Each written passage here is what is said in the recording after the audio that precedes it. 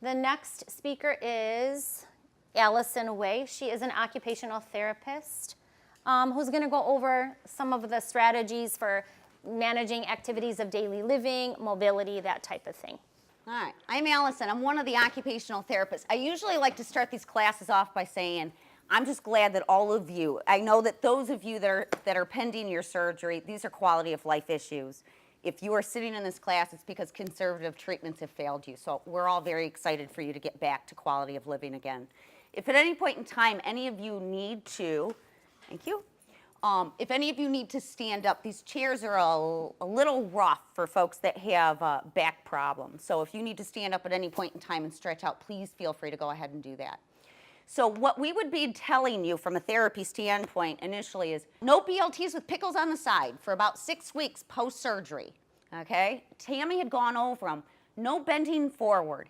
Anything that otherwise rounds the spine is unacceptable. This goes for those of you that are having neck surgery or low back surgery.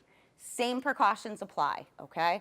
So no rounding of the back, no bending forward. So for those of you that typically get your shoes, socks, underwear, pants over your feet, by bending forward, this is going to be something you will not be able to do. That is not the technique that's going to be advised after your surgery. For those of you that are physically able to bring your feet up to you, this is the path of least resistance. So for those of you that have tightness in through your hips right now, it's a good stretch to start to get into because this will be the new technique post-surgically, okay? For those of you that are incapable of bringing your feet up over your knees because of tightness in through the hips, the two other choices, if this is not something that you are able to do, is to solicit the assistance of somebody else or to use long-handled equipment, which becomes arm extensions in lieu of you not being able to do them, okay? So if that is, in fact, you, we would go over how to use this equipment with you, okay? So that's the B in the BLT with no pickles on the side, the bending forward.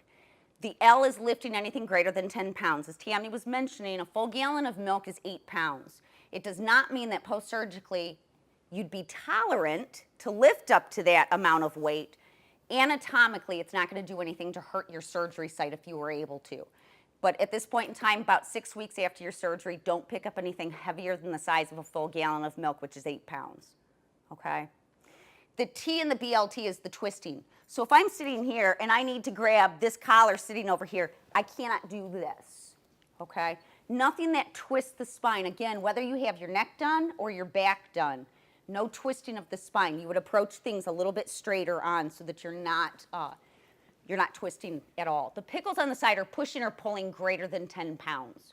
So that would more so apply to somebody that does vacuuming over like large loop kind of carpeting, something where you've got to push into it a little bit, okay?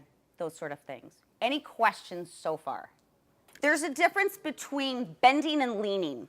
So if you need to stand over the kitchen or over the bathroom sink to say spit your toothpaste, back stays straight, you hinge at your hips, but you got to put a bend in the knees. It takes the burden off the back. And you would feel that if you were to hinge forward like this without bending your knees, you're going to feel the strain in your back almost instantly. So back straight, hinging at the hips, bending at the knees, okay?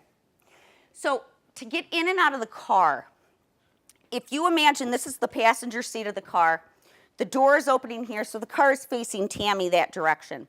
Because none of you are going to be driving right after your surgery. So before you get into the car, whoever's driving you, position the seat back. Push the seat back as far as you can. It'll make it a little bit easier for you to have the leg room to be able to sit down. You'll back up. You're going to feel the door jamb behind your legs, okay? When you feel both of that, you want to position your hands on things that are not going to move. Don't hang on to the door. It's not steady. It's going to move on you. You can hang on to, if you've got the bar up top, you can hang on to that. The seat back, the dash, or the pillar, you're going to sit down in the seat. You're going to carefully lift your legs over into the car. It makes it a little bit easier when you're getting in and out of the car to have the seat back recline slightly because it'll allow you to be able to swing your legs over a little bit more. If you are comfortable in that somewhat reclined position, anatomically that's not going to do anything to ruin your surgery. Most of my surgery patients after surgery, think sitting upright is far more comfortable than a reclining position. So once you're in the car, if you find that this is not comfortable, go ahead and adjust the seat back to where it's comfortable for you, okay? When you get back out, it's helpful to recline that seat back a little bit. Don't twist to get out. You're going to scoot forward to the edge of the seat, get your feet firmly underneath you, and you're going to push up from the seat, the dash, or the back of the seat, okay? Any questions regarding that? All right. Now, for those of you that have had really long-standing back problems, most people will figure out techniques that work and don't work for them to minimize pain. So anytime that you're getting in and out of bed, you have to do log rolling. So let me show you what log rolling looks like. When you're sitting at the edge of the bed, you will always get in and out of the bed from your side position, okay? You come down onto your forearm, you stay physically on your side until those feet are physically up on the mattress. Once your feet are up, then you can bend your knees up. You're going to log roll over onto your side. From the side position, then you drop your feet off and you prop yourself up from that side position. As Tammy was saying, it's a technique to keep the spine moving as one solid unit so that it's not grueling and pulling in different directions. The restorative sleep after the surgery is so vitally important. If you cannot sleep, but sleep in that recliner, do what you can to get the sleep. It just doesn't give your spine, your back, as much decompression or as rest as a regular bed does, okay? But in lieu of not sleeping at all, get your sleep, because that's where your body really restores itself. I'll tell you, the one necessity for any of you that are having the surgery done is more so when you are on your side. You have to have a pillow between the knees. That is a necessity. A pillow up under the arm helps with the comfort level. A pillow in the back helps with the comfort level. Those are not necessities. Those are more personal comfort levels. All right, so for all of you, for as far as lower body bathing and dressing is concerned, again, you cannot bend forward to get to them. You can bring them up to you. In lieu of not being able to do this, we'd look at the adaptive equipment, or you'd solicit the assistance of somebody else, okay? Toileting is a separate endeavor, which is kind of tricky after these surgeries. So as humbling as this may be, if you imagine I'm sitting on the toilet, if I'm reaching back here, if you notice I'm pulling my spine with me, this is unacceptable movement. This is twisting, okay?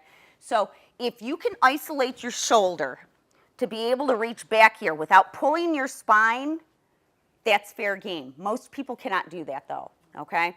So in lieu of not being able to do that, I'm going to turn my posterior side to you. This is no reflection of how I feel about all of you. So if you imagine standing up from the toilet, spreading your feet apart, bending your knees, it brings your hand down to your posterior side with a wide base of support and no twisting of the spine, okay? That's usually, for most post-surgery candidates, that's usually the path of least resistance, okay? Any questions regarding that? Spread your legs. Yes, I did. You know what? And I do this every single day. I see what challenges my patients have, what things that they rally and do well with, so I've got the advantage of seeing a lot of people doing these things too. So for those of you that are wearing, how many of you are having neck surgery? Okay. So, again, if you imagine this collar is on you, this padding is like 3 inches under your nose and you're having to wear this for prolonged periods of time.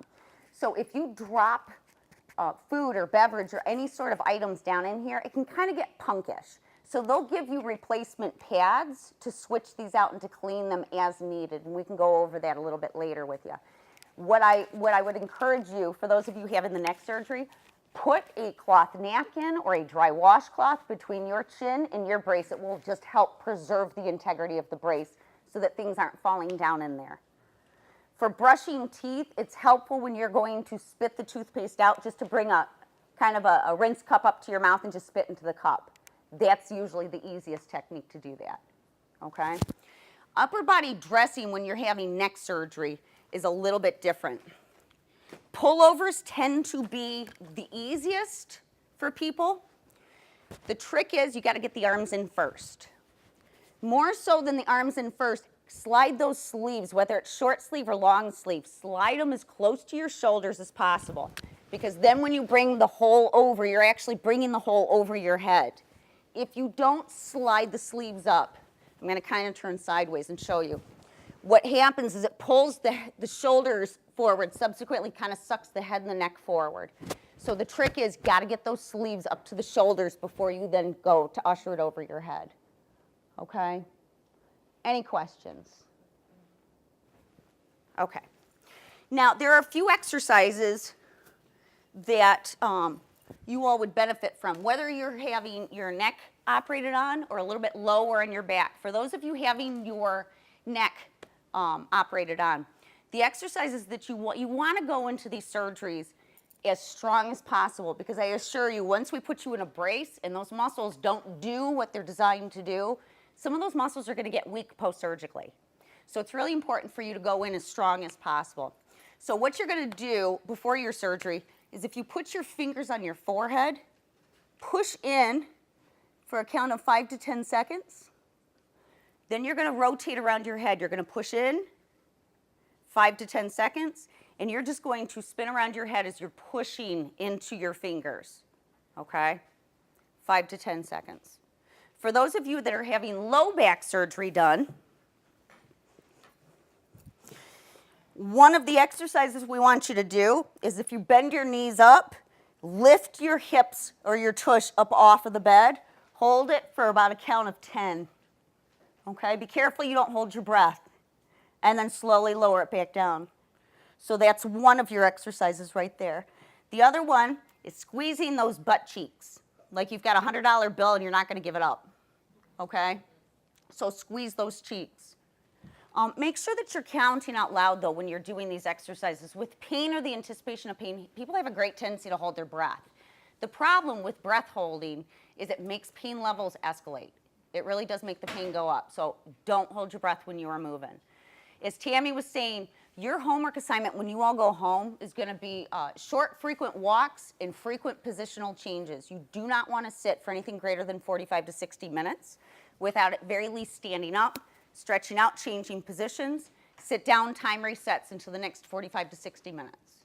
The only thing that hurts worse than movement after these surgeries is not moving and allowing stiffness to settle in. I wouldn't wish that on any of you.